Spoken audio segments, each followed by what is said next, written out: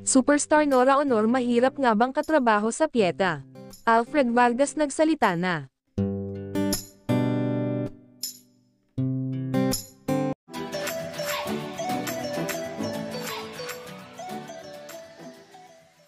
Pinaghirapan at pinagtrabahuan ng bonggang-bongga ni Alfred Vargas ang pelikulang Pieta, kung saan siya nagwagi bilang Best Actor sa FAMAS Awards 2024.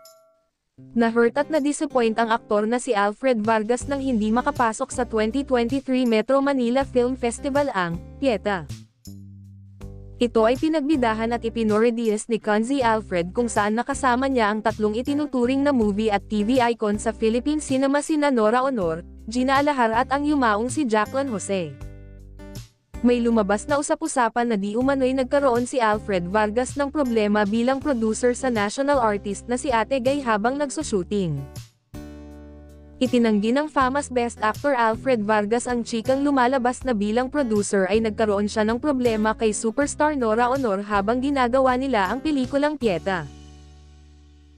"I will completely refute that," mariing sabi ni Alfred sa Thanksgiving press con niya.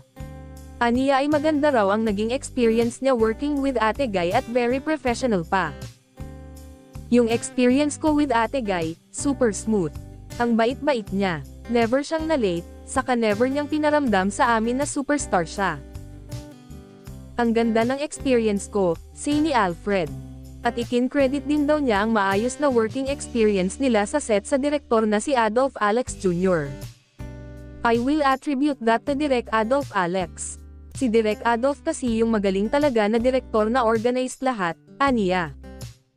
Kaya kung may mga nagsasabi raw na mahirap katrabaho ang superstar, ayon kay Alfred ay wala siyang ganong experience.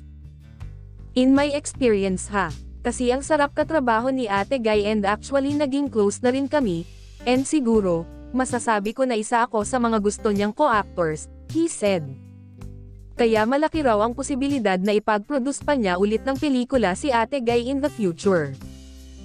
Si Alfred ang producer at aktor ng Pieta kung saan nga siya nanalong Best Actor sa FAMAS.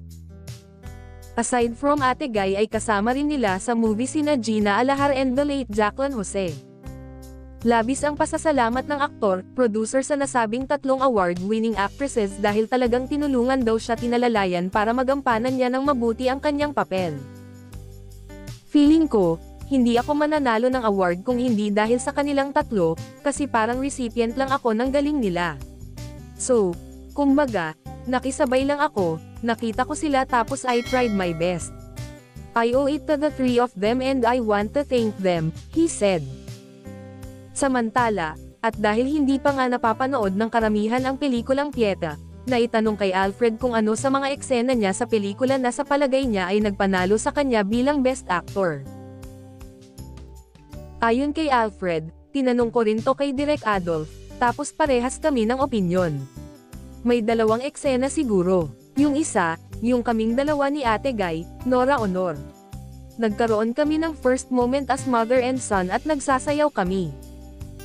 Tapos, yung isa, yung bandang huling moment, na nagharap-harap ang mga legend of Philippine cinema.